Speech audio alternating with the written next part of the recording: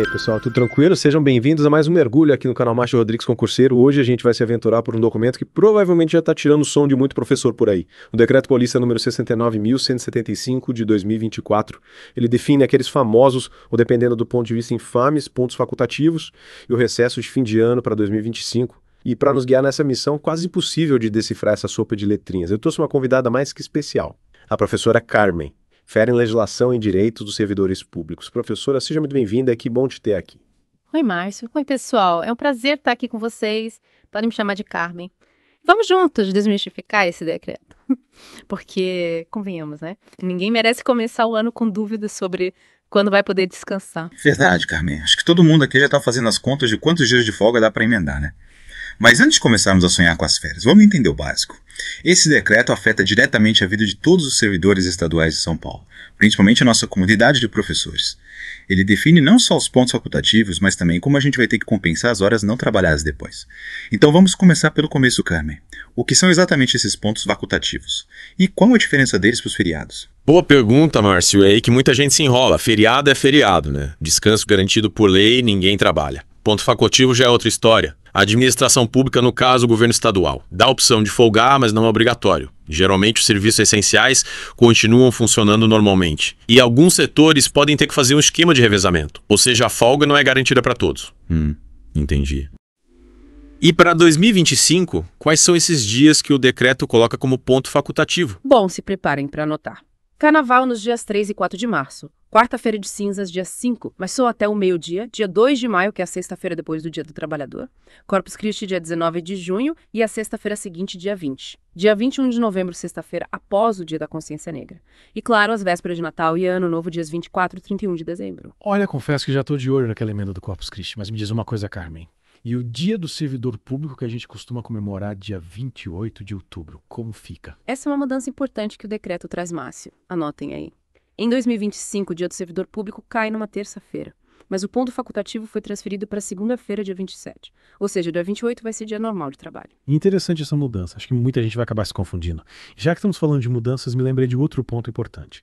Nem todas as repartições públicas vão aderir aos pontos facultativos, certo? Exatamente, Márcio. Serviços essenciais, como hospitais, delegacias, bombeiros, transporte público. E algumas escolas que funcionam em período integral podem manter o funcionamento normal nesses dias. Ou seja, para quem trabalha nesses setores, é bom ficar atento às normas específicas de cada órgão. Isso mesmo. Vale sempre confirmar com seu superior para evitar qualquer surpresa desagradável. Perfeito. Agora falando em descanso merecido, vamos para a parte que todo mundo adora, o recesso de fim de ano. Carmen, como vai funcionar esse período? O decreto define o recesso em duas partes, de 22 a 26 de dezembro para o Natal e de 29 de dezembro a 2 de janeiro de 2026 para o Ano Novo. Maravilha, dá para aproveitar bastante para recarregar as energias para o próximo ano letivo. Sem dúvida, Márcio. Mas é importante lembrar que mesmo durante o recesso, os serviços essenciais continuam funcionando.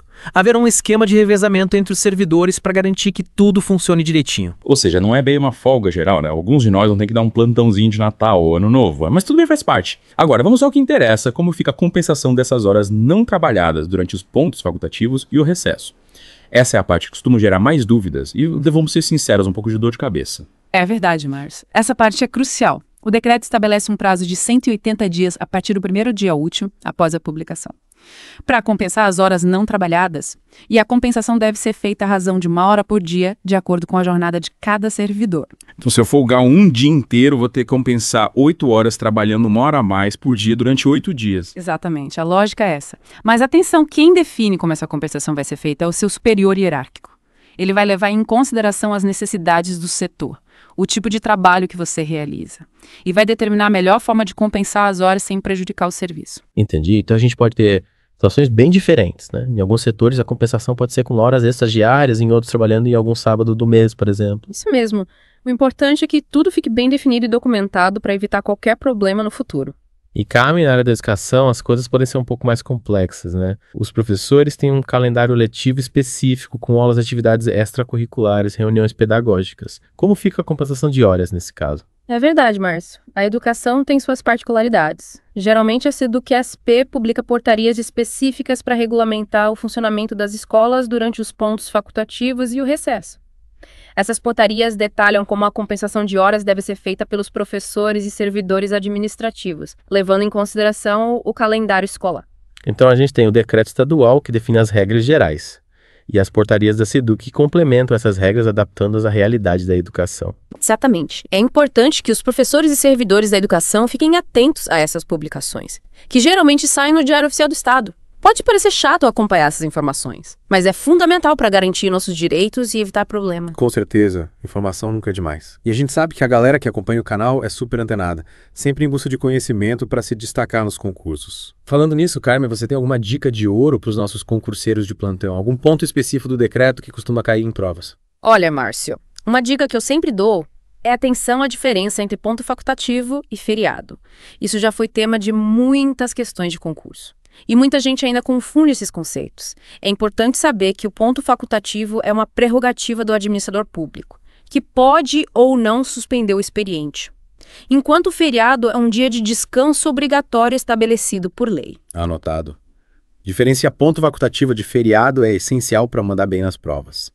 Mais alguma dica, Carmen? Outra dica importante é ficar ligado nas regras de compensação de horas. Saber quem define como a compensação vai ser feita, qual o prazo para compensar as horas e quais as consequências da não compensação. São pontos que podem fazer diferença na hora da prova. Show de bola, Carmen! Dicas valiosas para a galera que está se preparando para os concursos. E para quem está acompanhando o nosso mergulho no decreto, a mensagem é clara. Fiquem atentos à publicação das portarias da SEDUQUESP, que devem sair em breve complementando as informações do Decreto 69.175. Exatamente. E qualquer dúvida, contem com a gente. Estamos sempre à disposição para esclarecer os pontos mais complexos da legislação.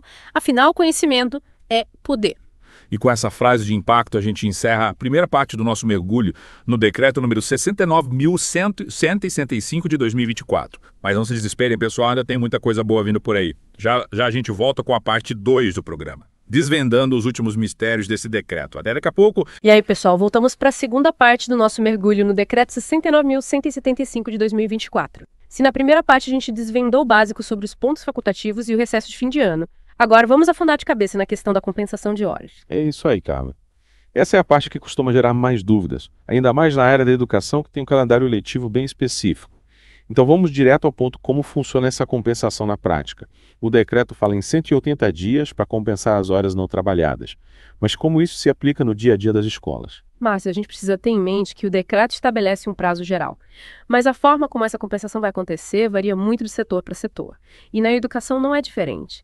A SEDUQUESP, que é responsável pela gestão das escolas estaduais, costuma publicar portarias específicas com as regras de compensação para professores e servidores administrativos, levando em consideração o calendário escolar e as peculiaridades de cada unidade. Ou seja, além de ficar de olho no decreto estadual, os professores também precisam ficar atentos às portarias da SEDUC, certo? Exatamente. E essas portarias costumam detalhar como a compensação deve ser feita. Por exemplo, se a compensação vai ser por meio de horas extras, se vai ter algum dia específico para isso, ou se os professores vão ter que trabalhar em algum sábado do mês para repor as horas, tudo isso vai estar especificado nas portarias da SEDUC. Entendi.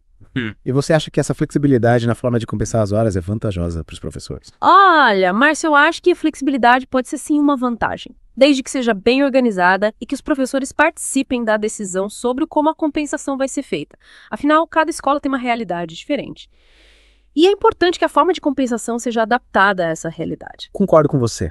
E para quem está se preparando para concursos na área da educação, o que você diria que é mais importante saber sobre a compensação de horas? Mas para os concurseiros, a dica de ouro é entendam a diferença entre as regras gerais que estão no decreto estadual e as regras específicas da SEDUC são definidas pelas portarias. Muitas questões de concurso exploram essa diferença e exigem que o candidato saiba identificar qual regra se aplica em cada situação. Show de bola! Acho que com essa explicação a galera já está mais preparada para lidar com essa questão da compensação de horas. Mas antes de encerrarmos essa parte, eu queria te fazer uma última pergunta. E se o servidor não compensar as horas dentro do prazo, o que acontece? Ai, bicho, pega, Márcio. O decreto bem claro. A não compensação das horas pode acarretar em descontos no salário ou até mesmo em falta ao serviço. Caramba! Então é bom a gente ficar esperto e se programar para compensar as horas direitinho, né? Com certeza. Ninguém quer ter surpresas desagradáveis no contra-cheque, né? A gente é trabalhador e merece receber o nosso salário integral. Verdade. E para não termos surpresas, a dica é ficar de olho nas publicações do Diário Oficial do Estado e também nos comunicados da SEDUC, é sempre certo. Exatamente. Informação é a chave para garantir nossos direitos e evitar problemas. E com essa dica importantíssima, a gente encerra a segunda parte do nosso mergulho no Decreto 69.165 de 2024. Mas não saiam daí, pessoal, que já voltamos com a parte final do programa, onde vamos fazer um resumão de tudo que a gente viu até agora e dar algumas dicas bônus para os concurseiros de plantão. Até daqui a pouco. Fala, pessoal! De volta para a última parte do nosso mergulho no Decreto 69.165 de 2024. Se você perdeu as partes anteriores, corre lá para não ficar perdido. A gente já bateu um papo sobre os pontos facultativos, o recesso de fim de ano, e é aquela parte que sempre deixa todo mundo de cabelo em pé, compensação de horas. Professora Carmen, para a gente finalizar com chave de ouro, que tal um resumão com as dicas mais importantes para a galera se organizar para 2025? Bora lá, Márcio. Um guia prático com tudo mastigadinho para ninguém precisar ficar consultando o diário oficial toda hora, né? Exatamente. Então vamos começar com os pontos facultativos. Quais são as datas que os professores já podem ir marcando no calendário? Podem anotar Carnaval 3 e 4 de março, quarta-feira de cinzas, dia 5, mas só até o meio-dia, hein? Dia 2 de maio, sexta-feira, depois do Dia do Trabalhador. Corpus Christi, dia 19 de junho e a sexta seguinte, dia 20. Dia 21 de novembro, sexta-feira, após o Dia da Consciência Negra. E claro, as vésperas de Natal e Ano Novo, dias 24 e 31 de dezembro. Com um pouquinho de planejamento estratégico, dá para emendar alguns desses dias com férias e folgas e fazer aquela viagem dos sonhos. E a mudança no dia do servidor público, né? Em 2025, o ponto facultativo vai ser na segunda, dia 27 de outubro. Nada de folga no dia 28. Isso aí, Márcio. Importante lembrar disso. E já que tocamos nesse ponto, nem todas as repartições públicas fecham nos pontos facultativos, né? É verdade, Márcio. Hospitais, delegacias, transporte público, algumas escolas que funcionam em período integral. Esses serviços essenciais continuam funcionando normalmente. Então fica a dica para quem trabalha nesses setores. Confirma sempre com o seu superior como vai funcionar o expediente nesses dias. Exatamente. Partiu então para o recesso de fim de ano. De 22 a 26 de dezembro para curtir o Natal em família. E de 29 de dezembro a 2 de janeiro de 2026 para começar o ano novo com as energias renovadas. Ah, o recesso, que delícia! Mas é importante lembrar que não são férias coletivas, né, Carmen? Não, é isso mesmo, Márcio. Vai ter aquele esquema de revezamento para garantir que os serviços essenciais não parem. Faz parte, né? Agora vamos para compensação de horas, aquele assunto que sempre deixa todo mundo apreensivo. Respira fundo que não é nenhum bicho de 7 cabeças. Você tem 180 dias para compensar as horas não trabalhadas. É só colocar uma horinha a mais no seu dia a dia. E quem decide como essa compensação vai rolar? Aí entra o seu chefe Márcio. Ele vai analisar as necessidades do setor e definir a melhor forma de organizar tudo. Seja com horas extras diárias, trabalho em algum sábado do mês ou de outro jeito que funcione para a escola. O importante é ter esse diálogo e deixar tudo bem claro. Perfeito. E, para finalizar, Carmen, alguma dica especial para os nossos professores concurseiros? Ah, com certeza, Márcio. Fiquem ligados na diferença entre ponto facultativo e feriado, nas regras de compensação de horas, e principalmente nas portarias da SEDUC-SP. As bancas adoram esses detalhes nas provas. Anotado, galera. Bom, acho que com esse resumão a gente tirou as principais dúvidas sobre o Decreto 69.175 de 2024, né? Espero que sim, Márcio. Qualquer dúvida adicional, manda pra gente nos comentários ou nas redes sociais. É isso aí, pessoal. E para não perder nenhum conteúdo aqui do canal Márcio Rodrigues Concurseiro, se inscrevam, ativem as notificações e compartilhem esse episódio com a galera. Compartilhem bastante. Valeu, professora Carmen, por compartilhar seu conhecimento com a gente. Foi um prazer te ter aqui. O prazer foi meu, Márcio. Um abraço a todos e até a próxima. Até mais, pessoal. Bons estudos e boas férias.